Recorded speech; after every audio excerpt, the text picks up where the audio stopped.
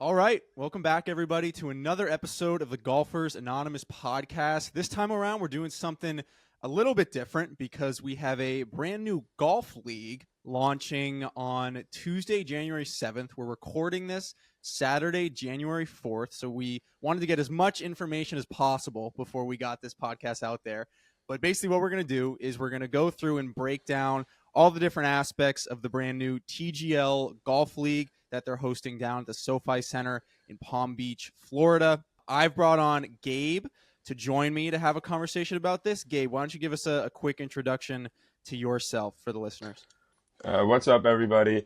My name's Gabe. I run the golf publication Weekenders Weekly. We kind of cover the new culture of golf, whether it's fashion, whether it's influencers, whether it's crazy things like TGL.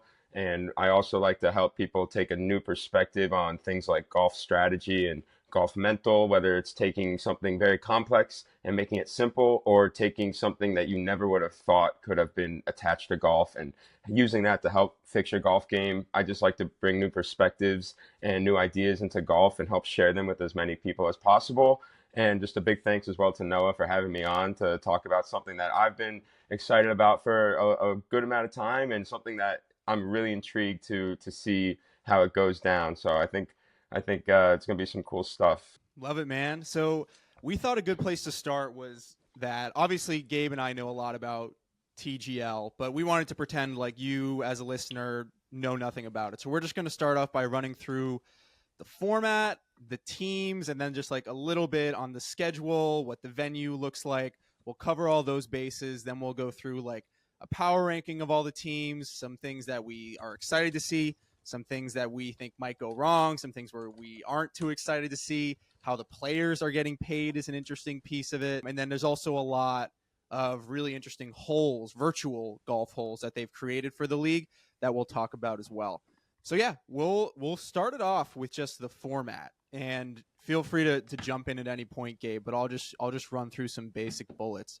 So essentially, starting January 7th all the way through March, there's going to be one match per week. It's either going to be on a Monday or Tuesday night, and you've got 6 teams in this league. One from Boston, New York, LA, San Fran, Jupiter, and then Atlanta. Each team is comprised of 4 PGA Tour players. So there's no live players involved. The 6 teams are Atlanta is comprised of Justin Thomas, Patrick Cantlay, Billy Horschel, Lucas Glover. The Boston Common Golf, my boys, are Rory McIlroy, Hideki Matsuyama, Keegan Bradley, Adam Scott. Jupiter Links, Tigers Squad, Tiger Woods, Max Homa, Tom Kim, Kevin Kisner. LA Golf Club, Colin Morikawa, Sahith Theegala, Justin Rose, Tommy Fleetwood. New York is Matt Fitzpatrick, Ricky Fowler, Xander Schauffele, Cam Young. And then the Bay is Ludwig Aubert, Wyndham Clark, Minwoo Lee, and Shane Lowry. So these guys will be, again, there'll be one match a week, and not every team will be playing every week. It'll basically be 2 teams each week going head to head in a new format that we haven't really seen before. So each match will be 15 holes. The first 9 holes will be something called triples, where it is a 3-man alt shot, but one person will hit the tee ball, one person will hit the approach shot, and then one person will putt. Hopefully it's a 1 putt. If not, the person who hit the tee shot will come putt again. But that's the triples. They'll do 9 holes of that, and then they will do remaining 6 holes will be 3 one-on-one matches between the players. Only 3 out of the 4 players will play in the match each week, which I think is a little bit strange, but I imagine it's due to like scheduling and stuff like that, not wanting all 4 of these guys to get down there every single time. All right, those are all the basic details. Anything you think I missed, Gabe, or anything you want to add on that? Just like to take it to the most basic of it all is the fact that, I guess, for people that may not have any idea, if you didn't mention, is that everything is done from the driver standpoint, from off the tee into a ginormous screen, whereas everything that is done in a short game aspect, 80 yards and in, is done in a physical green space. But yeah, as far as the basic format goes, I like that they kept it kind of, I guess you could say, traditional, in the sense of taking, like classic different styles of golf games, whether it's like, alt shot or shamble. And I like that they picked alt shot because I think having a three-person mic'd up with PGA Tour players, so these guys already have like existing relationships, and I want to know who picked the teams because the team picks to me are very interesting. I feel like it's such a mix of young and old and nationalities and different personalities that I think that'll be something really interesting. And so I'm glad they chose the alternate shot format for that. And obviously singles are great to watch in any venue, so that should be awesome. Yeah, the way they pick the teams is definitely an interesting one. I mean, it feels like on each team, there's maybe like one or two guys that are actually from that area or like have some tie. Like with the Boston team, Keegan's a Boston guy, and then Rory's Irish. So I guess that kind of checks out. The green. And then obviously Tiger's from Jupiter. Yeah, I don't know. It's weird how they pick the teams and how they pick the locations. But you brought up the venue, which I think we should definitely get into because they built, again, for people that have no idea, they built from scratch a $50 million golf only stadium down in Florida. Crazy. And they're essentially hitting into a gigantic screen. They've made a ton of fuss about how big the screen is. And I imagine if you actually see it in person, it is pretty big, but it's like 60 feet high, 60 feet wide. It's like simulator golf on steroids. They're still hitting off of real grass, real sand for bunker shots. So anything longer than I think like 60 or 80 yards, they hit into the screen. And then anything shorter than that, they turn around and they hit into this like quote unquote tech infused green where it like shifts and moves depending on whatever the virtual hole is. I mean, I think it sounds pretty cool. I think it allows them to get pretty creative with it. I hope they actually like use it to the full of its capabilities. But yeah, there's going to be fans in there. There's like 2 levels of seating. Seems like fans are going to be able to get pretty up close and personal. That's one of the best things about like real tournament golf is you can get so close to these guys. Seems like they're still going to be able to do that with this setting down at the SoFi Center. I was pretty skeptical at first, like you're building a stadium to play golf in. That didn't really make sense to me. But they've done a really good job of putting out a lot of really cool marketing material about it, and I think it's actually going to be pretty cool. Hopefully it comes across well on TV. Do you remember what happened to the first stadium?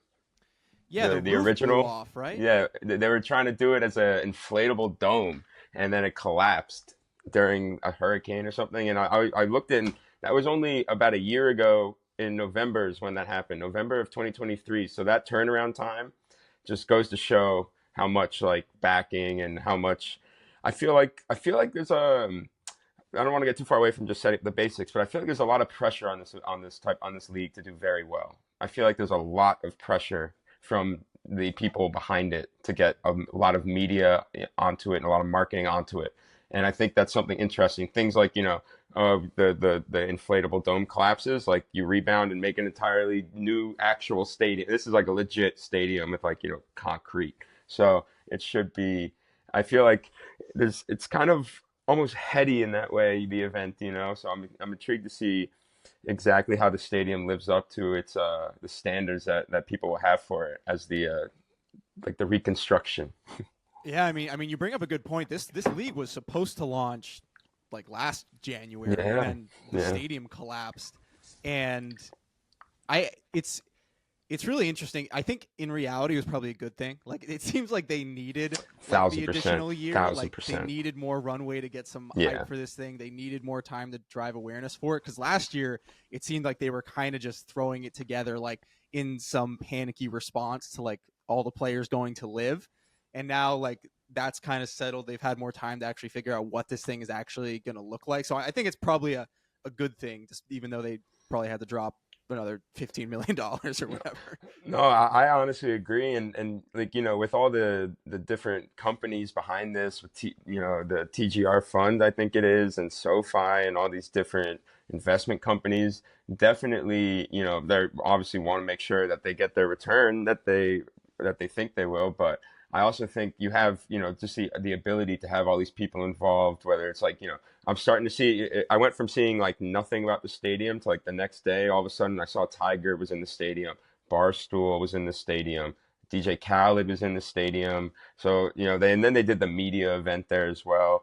So I was talking to people, and I was just like curious to myself because this was maybe a month out, and when I realized I had not seen the stadium at all. So it's really only recently that they've been showing it, and What do you think? You think you like the way it looks so far? You think it like lives up to it? I think it has been coming across really well in these like promo clips they've been doing. I think one of my biggest concerns, which we can get into later, is like I'm concerned about how it'll come across on TV. Apparently, they have like every single camera angle imaginable in there. Like apparently, ESPN has kind of gone all out for this thing, and they have cameras truly everywhere. So I maybe it will come across well, but I like the fact that it still is at its essence simulator golf. Like you need to make it still feel compelling for the viewer on TV. And even though like the stadium might be completely tricked out, like I still need to see that translation to like an actual TV broadcast, if that makes sense. I was talking to, or I was listening to different people talk about the broadcast side of it, and some people are saying they think it'll be a lot better on TV because of the insights that you'll be able to get into like the virtual side of it as well. And I get that, like, having the camera angles, like if you have like the wrong camera angle, you're gonna have like, like a lot of people, like Tiger with a lot of people, or Tiger and like the behind of the like the back of the screen maybe when it's off, when he's on the green zone, like that won't look as good. But one of the things I thought would be really cool was to be able to watch in VR. Like if you were standing on that virtual hole, I'm sure we'll see that. It's too good of an idea not to see. Right. Yeah, and I think you bring up a good point about like the I think what they have going for them in the TV sense is like the part of the format. It seems like they really prioritized pace of play. Like there's a shot clock involved. Every single player will only have 40 seconds to hit their shot. And I think it was like Max Homa was saying like that's pretty quick because that also includes the time for them like walking up from like the bench area. Oh, So wow. so it's not only that, it's gonna move pretty quickly, which I'm a fan of. Like if you're gonna have something like that on TV, it like has to move quick. I think that was one of the biggest problems with like the match they did with Rory, Scotty, Brooks, and Bryson. Like there was just so much downtime there, and like the hot mics weren't working. So that was like a problem I had with that. And I think that this shot clock partially solves that with this. And then they're also going to have a referee down there who's going to be like throwing around like one shot penalties for shot clock violations, which I think could be cool. Hopefully that doesn't get like too gimmicky, but I think that could be cool.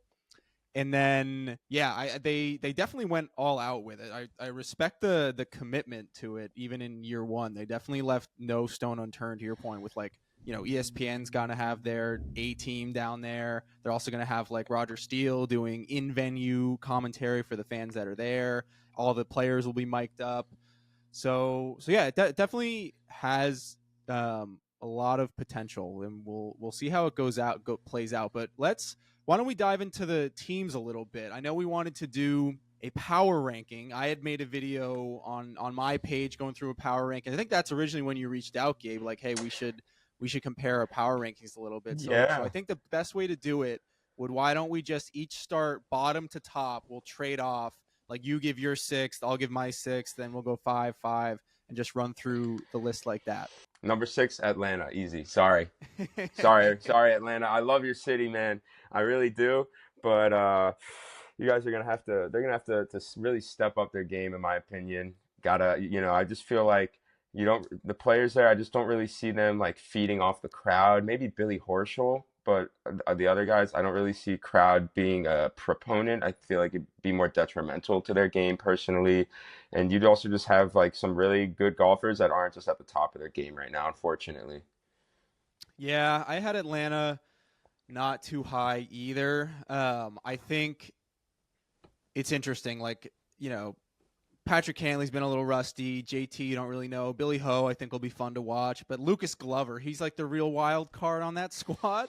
Because when they first made these teams in 2023 or 2022, Lucas Glover ripped off 2 wins in the playoffs. And like he was like an easy pick for this thing. But then last year he kind of took another step back again. So I think that's an interesting squad to watch. I'm also not the biggest JT fan, and I think he could Okay. end up I don't know. I think he loves to play to the crowd, and I think that could get in the way of his game a little bit. So I think that's a limiting factor for them as well. But then me coming in at number 6, I have the New York Golf Club. Xander, Matt Fitzpatrick, Ricky, and Cam Young. I just think, this team will go as far as Xander can carry them. Matt Fitzpatrick, his game has kind of been a little wonky. He's such a numbers guy. I don't really see that transferring to the sim setting. And then Ricky, similar to JT, big crowd guy. He's there for the morale, but I don't know how much actual golf game he's going to bring. And then Cam Young, I think in theory could be very good at simulator golf. He might be like the prototype simulator player, but I guess it just depends what version of Cam Young we get, because it's either really good or really bad with him. But he's playing really well down in Hawaii right now, so maybe he'll come to play in week 1. Well, I'll tell you what, if I'm correct, I think Cam Young is the first player sitting out for New York in week 1. Let me check that actually, which is just or is it yeah, Cam Young is out for the inaugural match. Wow. So they might be losing their best player off rip. Yeah, look at that. Come on, New York. What are you doing now? And let me just so we know as well, the Minwoo Lee is not playing in the inaugural for the Bay. He's sitting. So the first match is New York versus the Bay. So it'll be Xander, Matt Fitzpatrick, and Ricky versus Ludwig, Wyndham, and Shane Lowry. Yeah. From a marketing perspective, it makes sense. Cam Young is probably the least name-worthy player on New York, so I understand why they benched him. But we'll see how it plays out for him. I feel like it's the opposite for Minwoo, in terms of marketability. So I wonder if, I'm sure he had some kind of business he had to do that he contractually obligated. But it's just interesting because I also had New York, personally, I had New York 3rd in my rankings. I had him a lot higher. And I think for me, it's kind of like what you said, like it'll kind of have to live and die by a couple of the players.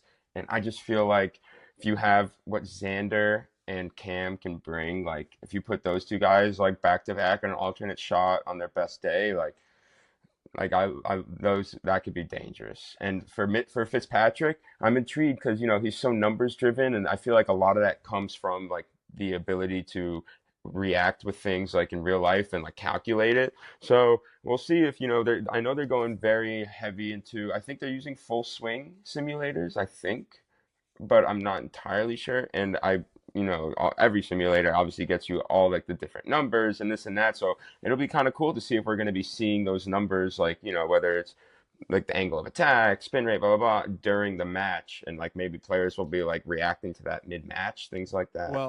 Well, you know how Matt Fitzpatrick, he logs every shot of his entire life in those little notebooks. Is he going to have that notebook out with him on Tuesday night? I don't know. Is that going to put him out of his element? Is that going to make him uncomfortable? We will be looking for that. That is the first thing I'm going to look for. Think about the small things. Yeah, that's great. So who did you have at number 5?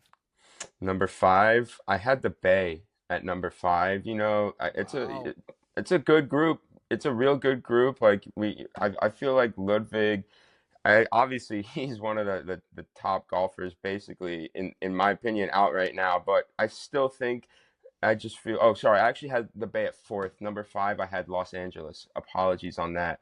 And that one makes more sense to me because it's funny. As like individually, I love most of the players like on this team. Like as some of my top PGA Tour players in general, I just feel like the 2 things they have going against them, maybe 3. I would say none of them are at like playing their best golf right now, which is also it's right at the beginning of the season. So I guess we can kind of put that to the side for now. But essentially, I don't think they have the best like team like grouping. I just don't think I'd see any of these guys. I mean, I guess it's 2 British people and 2 Americans, and other than that, like I don't see these guys ever talking or hanging out, have much in common.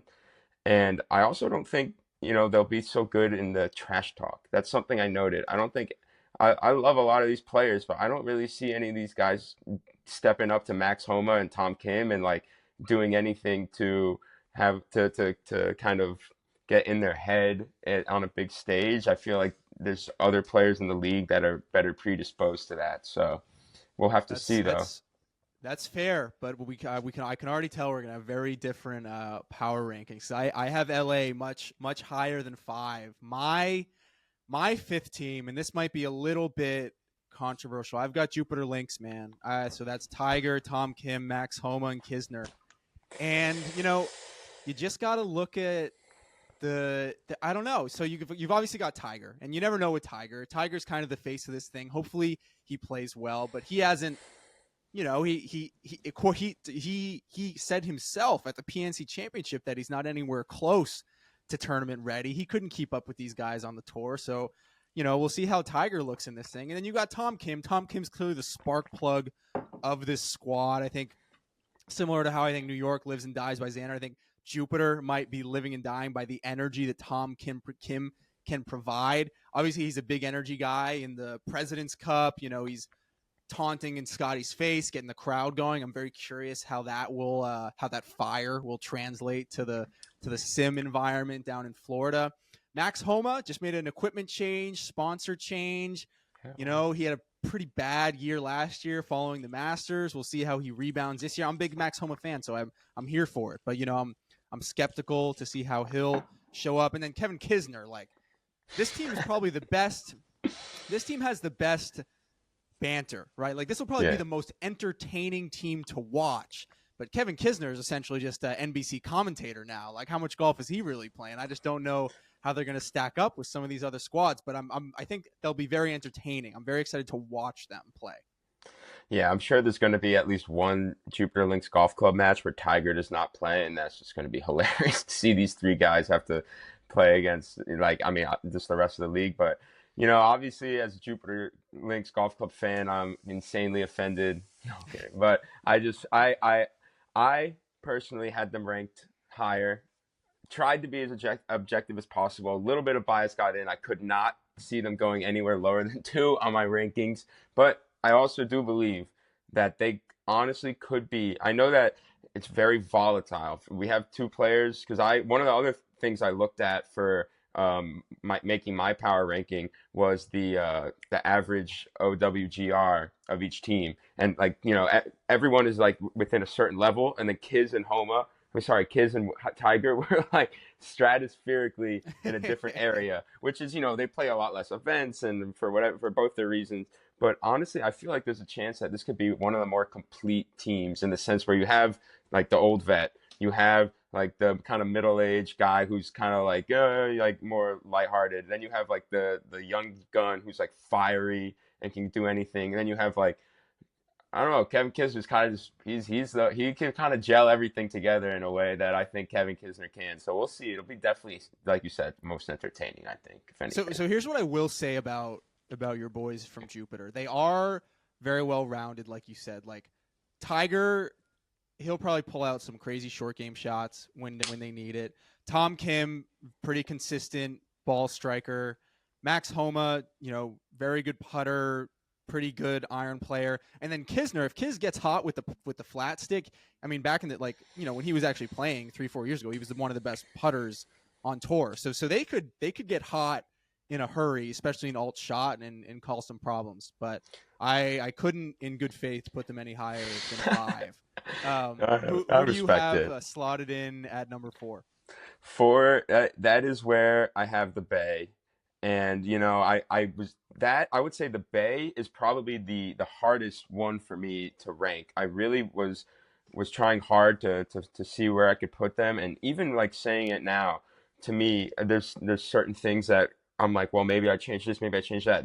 My power ranking I made originally was, I think both of ours was around a month ago as well. So we've even seen a lot since then, like you said, changes in equipment, playing in the FedEx Fall. But yeah, the Bay, again, some of when you look at individual talent on this team, it's really some of the best. Ludwig Aubert, the fact that he's here is insane. That's sick. I really want to see him. I want to see I'm sure every single one of his numbers on a simulator is probably the same every time. That would be my guess. Literally everything the same.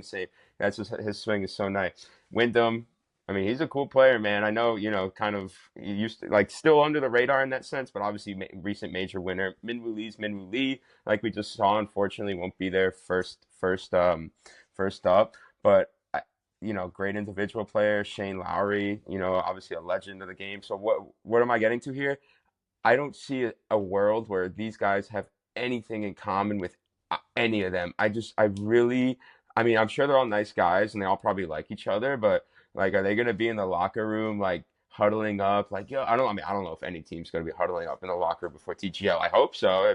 Bring great energy to it. But, I just don't see it's going to be harder for these guys to feed off each other. And then also you have like the three kind of young cats and then Shane Lowry. And I love you, Shane, but you're just not a young cat anymore. That's other than that, it's just so I just feel like the team play will get in the way of it. That's just my only thing. Look, the Bay is loaded. It's It undeniable. They is. are pretty loaded. I have them up at number 2, so I'll give my spiel once we get up there. But I think the Bay could be a big problem. Coming in at number 4 for me, I've got Atlanta Drive, JT, Billy Ho, Patrick Cantlay, Lucas Glover. I talked a little bit about them before because you had them down at 6. I think this is another team where like you don't really know what you're going to get. Like, I think Billy Ho is kind of going to be the driving force of this. Like, he had a pretty resurgent year last year. I think he's a ton of fun to watch and like fun to listen to. So I think the mic'd up aspect with him is going to be pretty good. I can't fucking stand Patrick Cantlay. So like, I just like don't. It's like I almost put this team at like 5 or 6 because of Patrick Cantlay Oh alone. I can't no, stand watching him play I'm golf. dead. That's I great. think He he's might be like good going to be though. like. You think he would I be think he's bad? like he could be a good simulator player. Don't get me wrong. Yeah, But like, I think definitely. he's going to be like by far the most boring person out there. And then Lucas Glover, like again, like I don't really know what to expect with him. JT could go either way. This team has some potential. I think they do. That's why I had them at 4 because I think they could end up being very good. But I could also see them winding up at 6. So I don't really know what to think of Atlanta Drive. I'm excited to watch Billy Ho though. I love watching him play golf.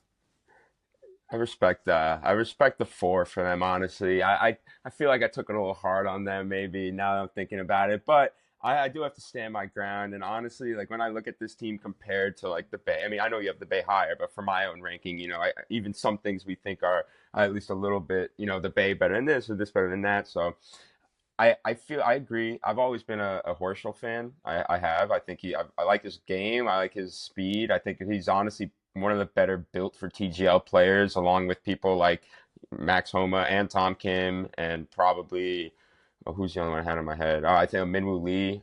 So he definitely will have to be like that spark plug for the team. And then I feel like honestly, as even though that he'll be like the driving like energy force, I feel like at the end of the day, all the golf matches will just have to be decided by the clubs of JT and Patrick Cantlay. Like if it's either them two have to be hot and they're doing well or they're not, and it's gonna go sideways. And obviously it's alternate shots, so it does like hinge on everyone for a good amount of it. But yeah, like you have Patrick Cantlay obviously is a known pretty good singles player, at least at times in the past. So that will be cool to see. I do like how he kind of just mechanically walks people down whenever he has to play against them one on one. That I respect. But yeah, unfortunately, it's boring, and he knows it's boring, and he's kind of embraced it. I feel like in the sense where he's like, I get paid for my boring golf, so. Yeah, But I I get mean, you. I do I get will you. say Patrick Hanley, whenever he plays in the President's Ryder Cup, he's a very good alt shot player. JT also a very good alt shot player. Billy Ho and Lucas Glover don't really have much of those experiences in the Ryder Cup and President's Cup. One thing that this team I think does have going for it that I just thought of, like something I've been looking for when making these power ranks is like who's good in environments that like aren't normal, right? Like who plays well when they can kind of like adjust on the fly in environments that they're not necessarily used to. Billy Ho last year playing in those crazy conditions at the Open Championship on Saturday played the best golf of his career almost. So, I think he can adapt himself well. Patrick Cantlay, JT, they've been in those hostile environments, Ryder Cup, President's Cup, where you're kind of off your game a little bit. So maybe they could end up sneaking up there a little bit higher, but we'll see about Atlanta Drive. Number 3, who you got? I got New York, and I think you had him at 6. You said you had New York at I 6. did. I had him down at Wow. 6. All right. So I like how I'm trying to draw from everything golf related in this, but also that like I said that Florida, Boston, New York triangular rivalry everyone's got going on. I love how that factors in here. So again, I had to kind of stretch myself to do a New York very high up, but like we were saying before, obviously, Ricky's personality, the fans, and all the fact that Ricky's on New York and now all these New Yorkers live in Florida, I'm sure they're probably gonna be the loudest fans, in my opinion, is the New York fans. They always are, and every time there's a Heat game or a Jets game, or sorry, a Knicks game or a Jets game in Miami, there's always more New York fans than Florida fans there. So I honestly think that they have the possibility of having the most crowd behind them at an event. Uh, Xander, he just got his new Callaway clubs too. I'm sure he likes them. I think he's probably going to come out swinging hot on Tuesday, and I'm excited to see it up close, and I'm excited to see it in the controlled environment too. That's the other thing where, yeah, there's a hostile environment with the crowd, but there's also the idea of like the controlled environment that I think will benefit, obviously the most to anyone is Tiger, where he won't be having to, use his body. He hits his shot, and what you said is like a bench area, and they go sit down. So yeah, Ricky, Xander, Cam Young might be a great sim player, might be a terrible sim player. Same with Matt Fitzpatrick. I guess a lot of it will hinge on, these guys, literally everyone here other than Xander, to me, it'll just go one of two ways. They have the fan support behind them, and then when it just comes down to it, it's like, are they going to be playing their great golf or are they not? And I think the biggest thing behind that, honestly, is just themselves. A lot of the other teams, I can see like different factors, but this team specifically, I feel like they're sitting pretty at number 3, and it's really kind of up to each individual to carry this team. As far as team play goes, I think they got a good amount between each other. So this is an interesting one for me. I want to hear what you say. I mean, like you said, I had them down at 6. Already gave my thoughts on it, but I think the good thing about all these teams is that you can make an argument for any of them to get to be towards the top or bottom. And I think, like I said before, I think Xander is going to dominate in this thing. I think this is perfect built for Xander. I have concerns about Matt Fitzpatrick, like I said, about the notebook. I think he could be a little uncomfortable out there. And then Ricky, I don't know. Ricky played horrendous golf last year, and I think he's candidly focused on other things in his golf game at the moment. He's pumping out little babies. He's I don't know. I would like to see Ricky play well on it, but we'll see. And then I think, Cam Young, like I said before, biggest wild card in this league. The guy is, you look for guys that are like robot-esque in simulator golf, and Cam Young, if he's out there pumping balls 350 into a 60-foot high screen, I think that's going to be a good thing for New York. But I'm surprised he's sitting out in this first one. My number 3 squad is LA. I've got Los Angeles Golf Club, Sahith, Colin, Justin Rose, Tommy Fleetwood. I know you had concerns about how these guys will gel. They might not have a ton of personality, but I don't know. I think Sahith is one of those guys that is perfect for this environment. He gets hot in a second. He's also a little bit of a showman. I think he will play very well on this. Colin Morikawa, also a robot. He, similar to Xander, I think will eat in this type of thing, although his commentary might be pretty boring. Justin Rose and Tommy Fleetwood, if you ask me, those are your ultimate vibes guys. Justin Rose is a competitor. We've seen how much fire he brings in the Ryder Cup every single year. He's got that wily veteran status to, keep things steady when they need it.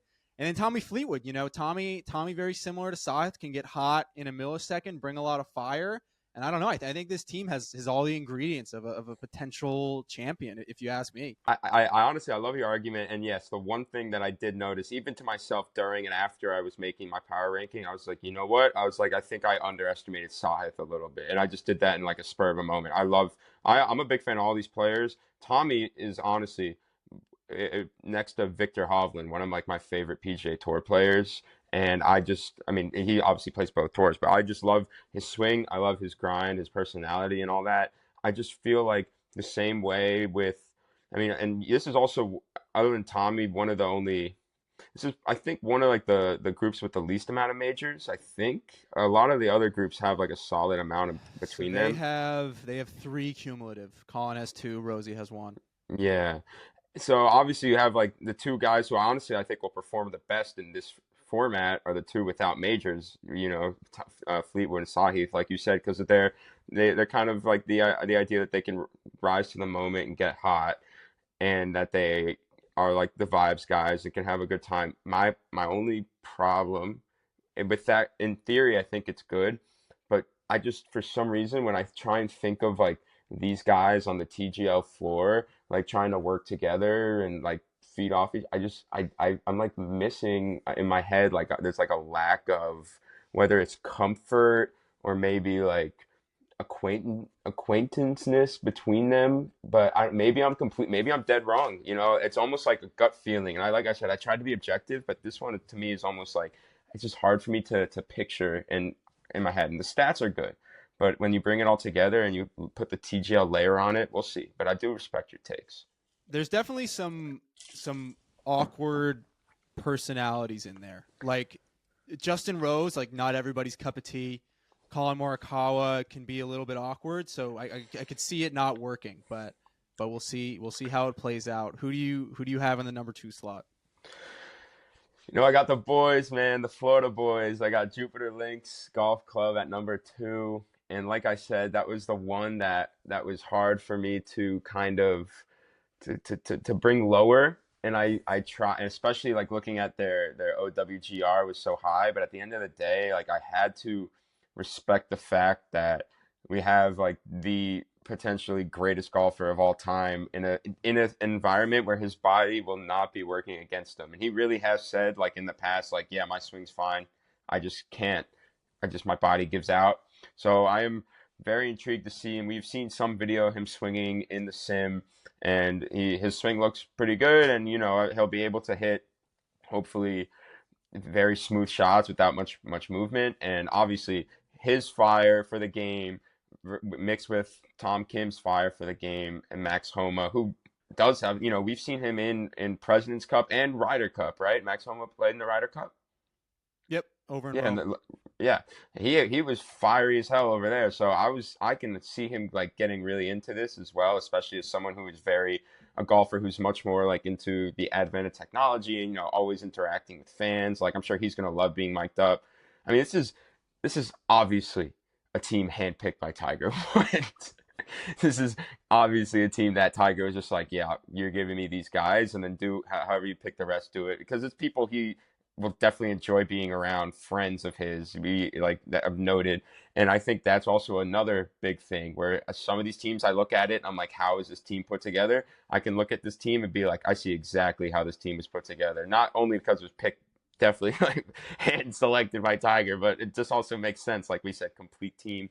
And I know you also have them lower, and so I would like to hear again what you have to say. But yeah, I think that they working together, playing well, these guys could probably beat anyone.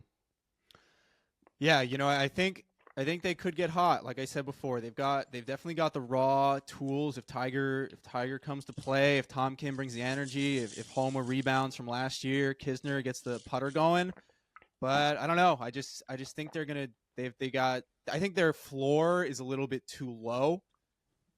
This might be like the high floor, low or no, what is it? High ceiling, low floor team. So I don't know. We'll see how it plays out in week 1 or week. Are they playing week 1? No, I think their first match is like week 3 or something like Yeah, that, week right? 2 or 3, something like that, which is weird. You would think they just started off with a bang with Tiger. Yeah, Yeah, they're started off with they're Tiger. actually LA versus Jupiter's week 2. That's pretty Okay. good.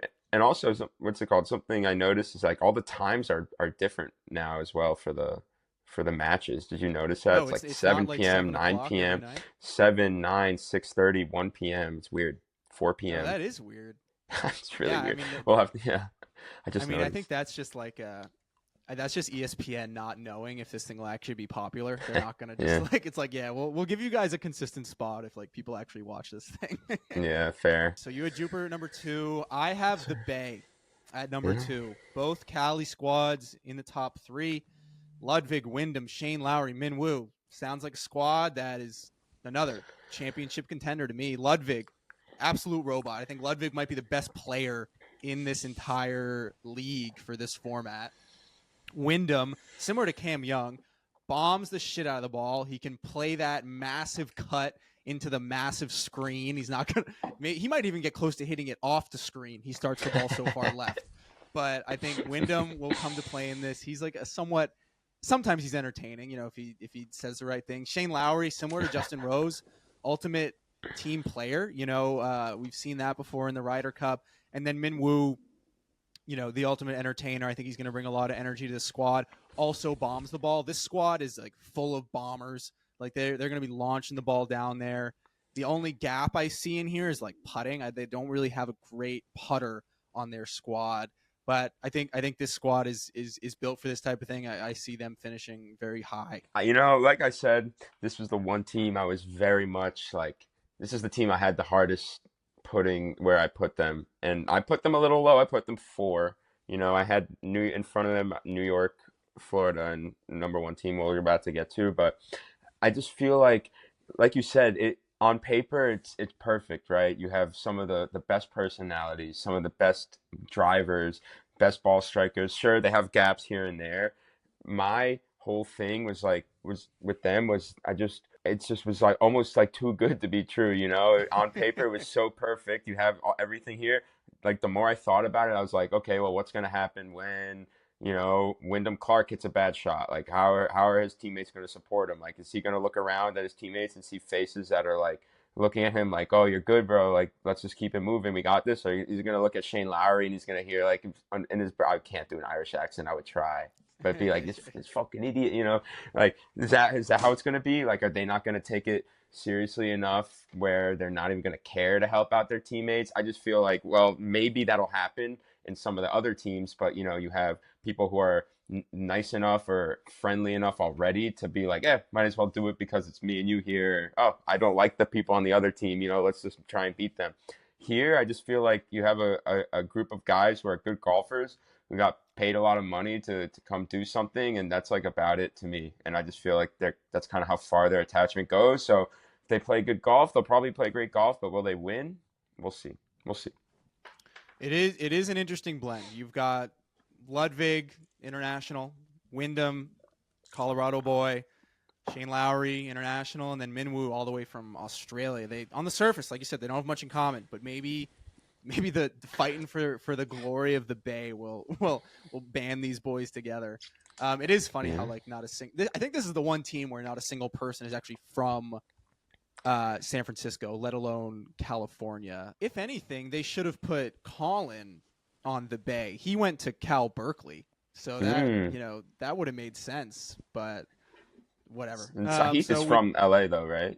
Sahith is from LA. Yeah. Time for number one. We've both got the same team at number one. My Boston common golfers, Rory, Keegan, Adam Scott, and Hideki. I'll turn it over to you first. Give me your thoughts on this squad. Well, first off, shout out Boston Common for not putting golf club in their name. Honestly, it really is not that hard to not do it, and they didn't do it. So kudos on that, first of all. And yeah, man, I looked at the team.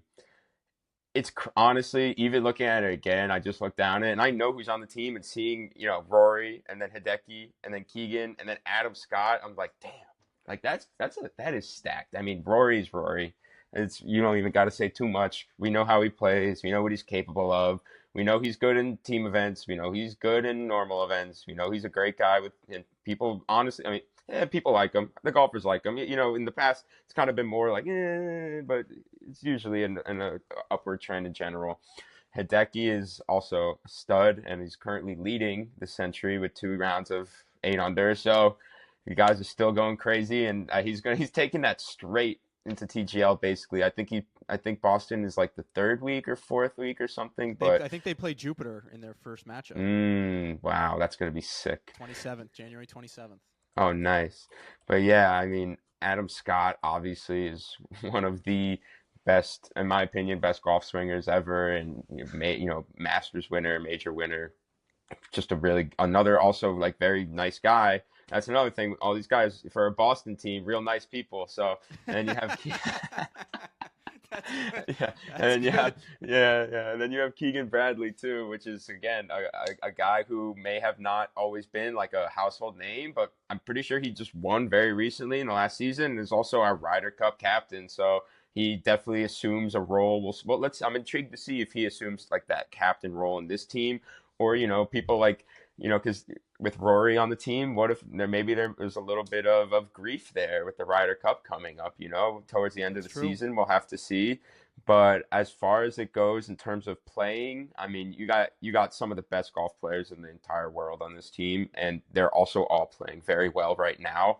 And I also think they all will work together just fine, because they're all just that nice and friendly people. I mean, I don't think anyone here, it's a pretty egoless team, in my opinion. Yeah, these boys, I don't even think it's close. And that's an unbiased opinion. I think they're by far the best team.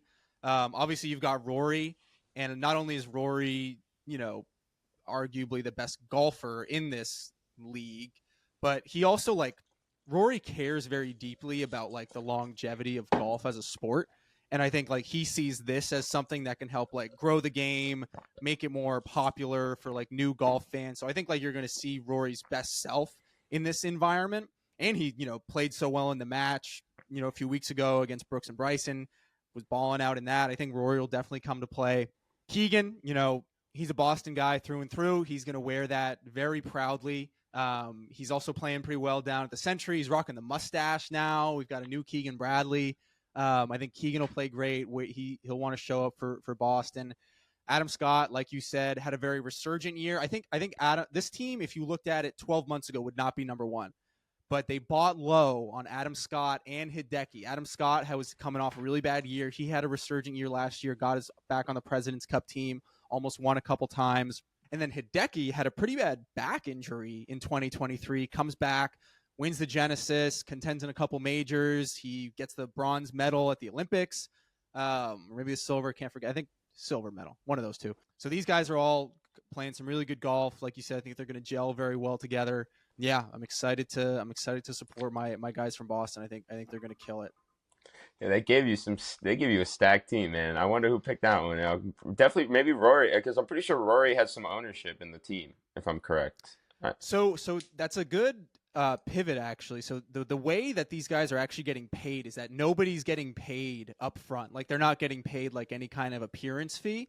There's like a $21 million purse for the entire league. So like the winning team at the end of the playoffs will get $9 million. But in addition to that, all of the players have some kind of equity in the league. I don't know exactly like how it's split up, but 54% of the league as a whole is owned by the players. So you got to imagine like Tiger probably has like at least 10% of that. Rory probably has at least 10%. And then the rest is split up between the other guys. But yeah, Rory's definitely got a big piece of this thing, that's for sure. They definitely have to figure out a way to make money. Like, there's obviously some things are sponsored, like SoFi is sponsoring the stadium. I think they have like another partner for other parts of it, whatever.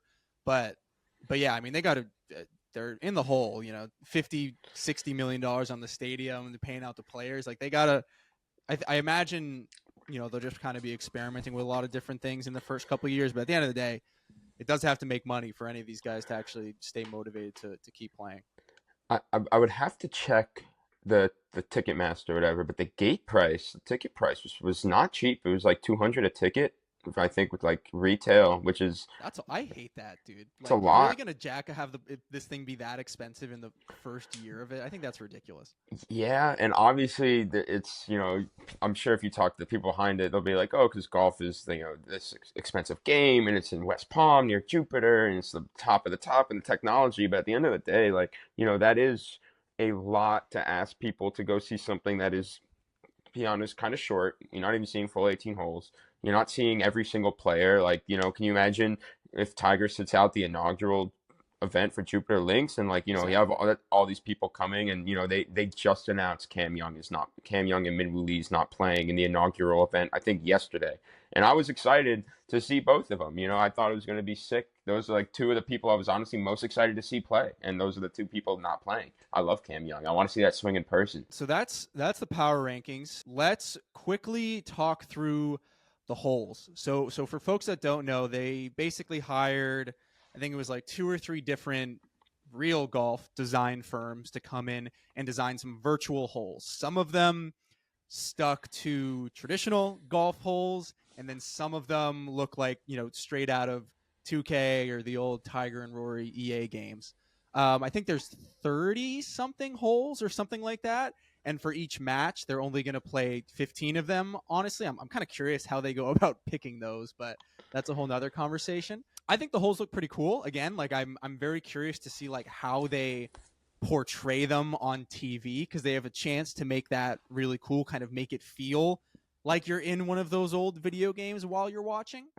But some of the holes that I was pretty interested in is like just looking at it now. I think a lot of the par threes look pretty cool. All of them are some kind of variation on an island green, whether it's like propped up by rocks or a true island green, or like you're going over a cavern, like something at Pebble Beach, going over the ocean. They're all pretty hard par threes. They're like all over 200 yards. Some of them are upwards of like 240. I have my eye also on the par fives because the par five seems like where they got the most creative. There's one called Bonnie Link, named for its Scottish setting, where like you just have like this massive dune in the middle. You have to pick to go on the right or left of it.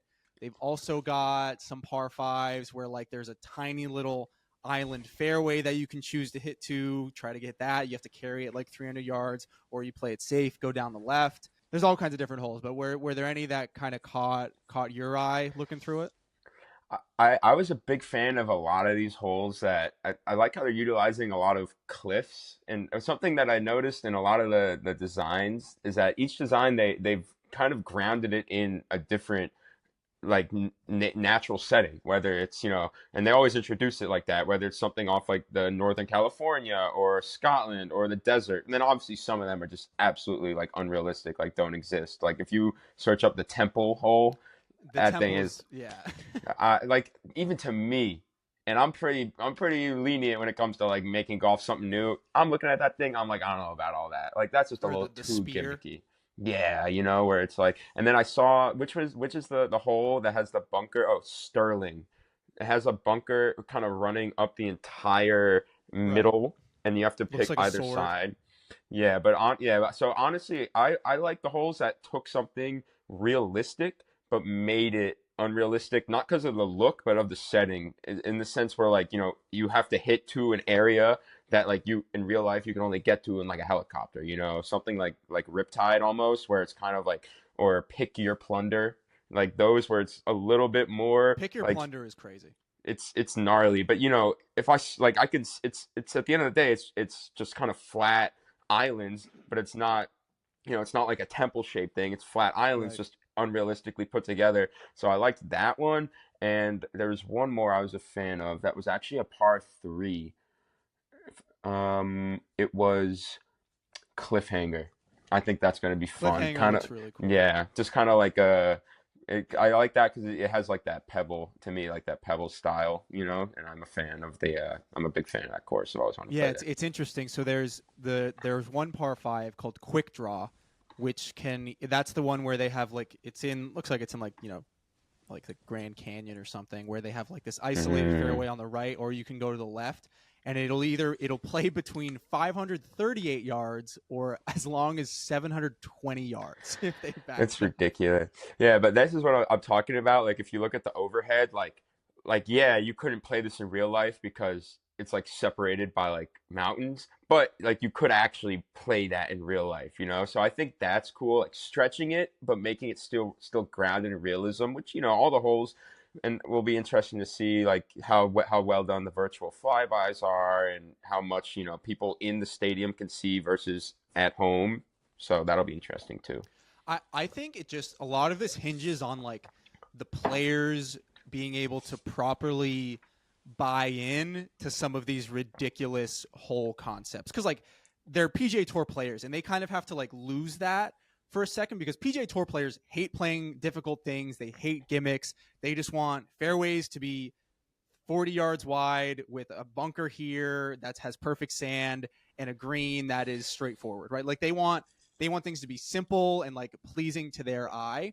And I think if they can just like put that aside for this and actually just like enjoy the video game aspect of this, I think that's where this could be a lot of fun to watch. Like if you start hearing these guys like bitch and moan about how ridiculous some of this stuff is, that's where you're going to lose me. And that's why I think you're going to lose a lot of people. But if they can just like turn off that part of their brain and embrace this, treat it like they're actually playing 2K, that's when I think it could be a lot of fun to watch. I'm a little nervous about that, with some of the older players. I am nervous to see if they're like think it's just a little bit like ridiculous, where with some of the crazier ones like Spear, Temple, or the sword shaped one. I forget the name. We were just talking about Sterling. Mm-hmm. Like ones like that.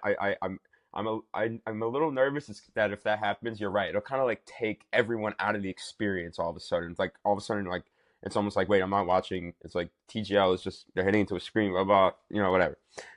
It's definitely going to have to be something that the players will buy into, but I also think that that comes from the atmosphere of the arena itself. Like, yo, if it's like crickets in there, can you imagine like what it'd be like if it was just dead silent? I mean, well, that's interesting because it's Well, golf. something that is interesting about the venue is, so I was listening to the No Laying Up pod because they did a preview about this as well, and I think Tron had gone down to like the media day, and it is very much like built for TV. So like for Hmm. example, the players will be mic'd up, but if you're at the venue, you won't hear what they're saying. So you might hear it if like it's quiet in there, but you're not going to get it over the loudspeaker or anything like that. Only on TV will they hear it like actually coming through the broadcast.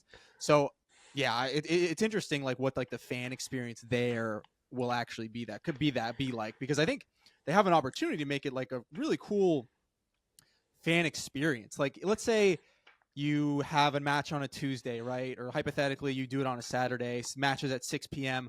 Open up the simulator for 3 hours beforehand. Let fans come in and have that experience, because they've built essentially the best simulator in the world, a like one of one experience for that people would come want to try out. So like you could have people come play it beforehand, watch the match, open it up again after the fact. You could rent it out for private events. Like I think that stadium has a lot of versatility, and I think they should also like prioritize that on top of making sure people watch on TV. That's actually a really good point because one perspective of this could be that this is like the most specialized sports stadium with the least It amount of really is, capabilities dude. ever. But yeah, but obviously, no, it really kind of is. But to be able to already think about like, good ways to use it other than sports, which is when it comes to stadiums, it's very important to figure out what you're doing when you're not, opening gate prices and having selling merchandise and selling, food and drinks, which is another thing I'm intrigued about in the fan experience, like, what's like a concession going to be like? What's bathroom going to be like? Like, these are actually important things that we're going to find out real soon.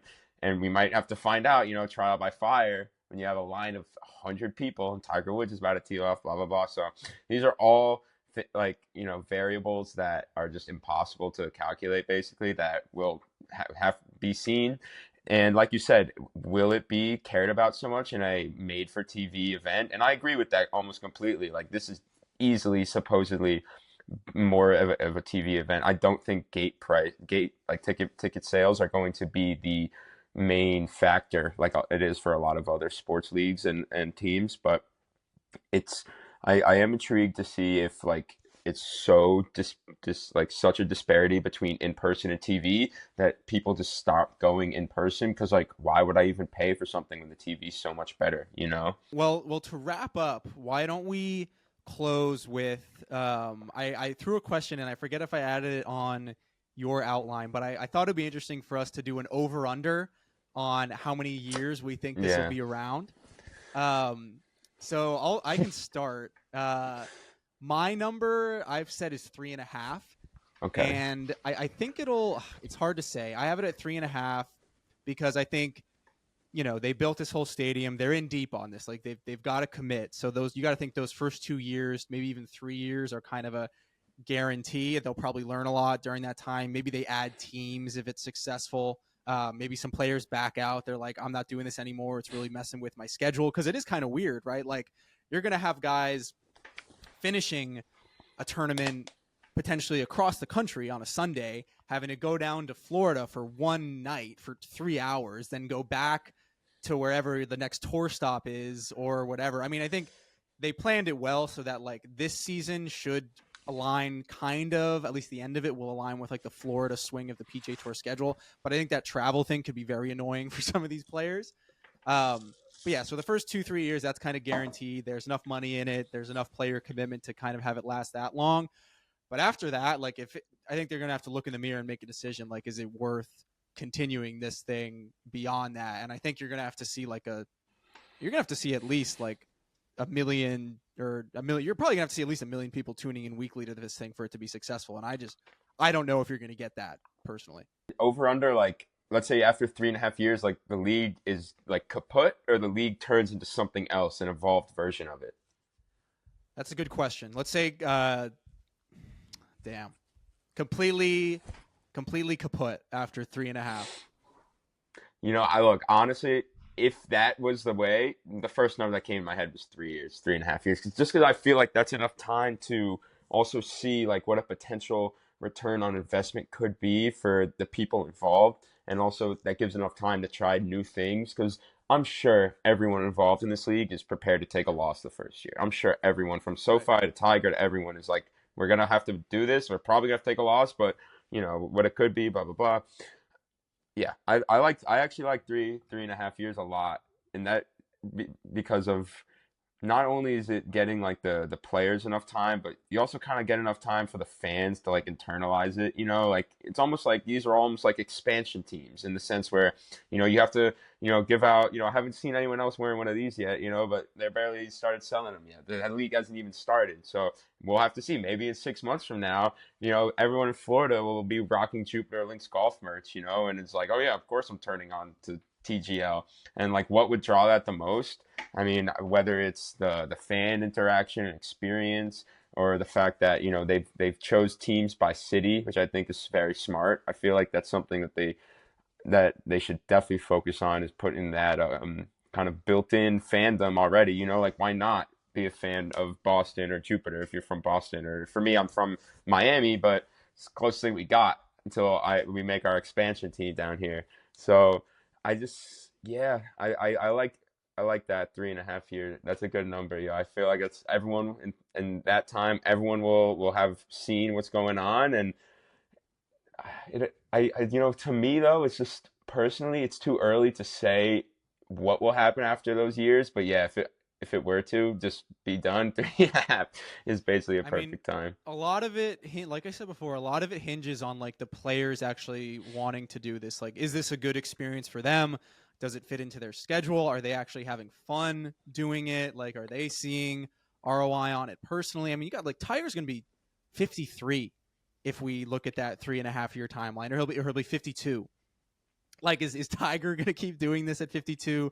Is this league a thing if Tiger doesn't want to do it? So I think, a lot of it hinges on like the players themselves, the broader golf landscape at that time. Like, are we still dealing with the PGA Tour versus Live situation? Do they come back together?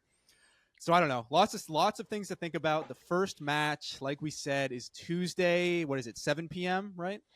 That's what I was saying about all these different times on the TGL on the website. Tuesday at 9 p.m. They Oh, made 9 it p.m. later. That's what I'm saying. Yeah, so 9 p.m. Tuesday. Thank you Yeah. guys so much for listening. Thank you, Gabe, for jumping on and walking through this Yeah. with me. Like we said, Tuesday the 7th at 9, and then the 14th at 7, the 21st at 7.